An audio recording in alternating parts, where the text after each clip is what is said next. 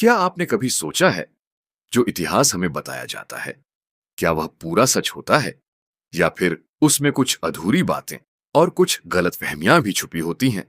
सोचिए, अगर किसी कहानी का सिर्फ एक हिस्सा आपको बताया जाए, तो क्या आप उसे पूरा सच मानेंगे?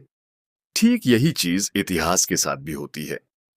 आज हम बात करेंगे मुगल इतिहास के बारे में और जानेंगे उन 5 बड़ी बातों को जिन्हें अक्सर सच समझ लिया जाता है, लेकिन असल में वे पूरी सच्चाई नहीं होती। पहली बात, मुगल सिर्फ बाहर से आए थे।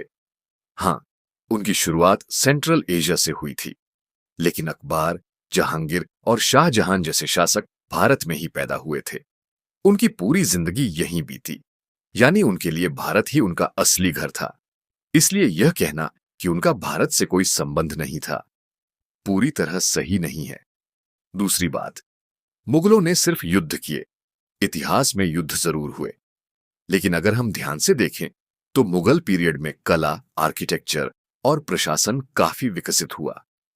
रेड फोर्ट और ताजमहल सिर्फ इमारतें नहीं हैं, ये उस समय की इंजीनियरिंग और डिजाइन का एग्जाम्पल है।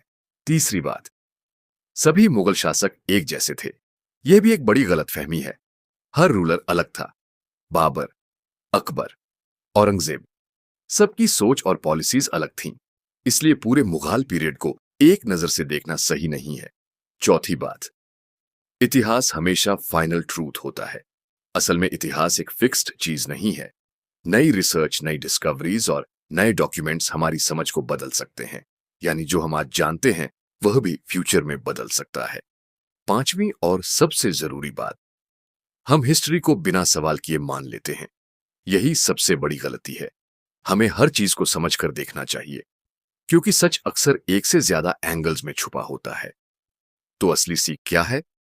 हिस्ट्री को ब्लाइंडली मत मानो। हर बात को समझो और खुद सोचो, क्योंकि जब आप सवाल पूछते हैं तभी आपको असली जवाब मिलते हैं। अगर आपको ऐसी ही लॉजिकल और अनबायस्ड जानकारी पसंद है तो हमारे चैनल द नॉलेज स्टूडियो को सब्सक्राइब जरूर करें और कमेंट में बताइए, क्या आपको लगता है हम इतिहास को सही तरीके से समझते हैं?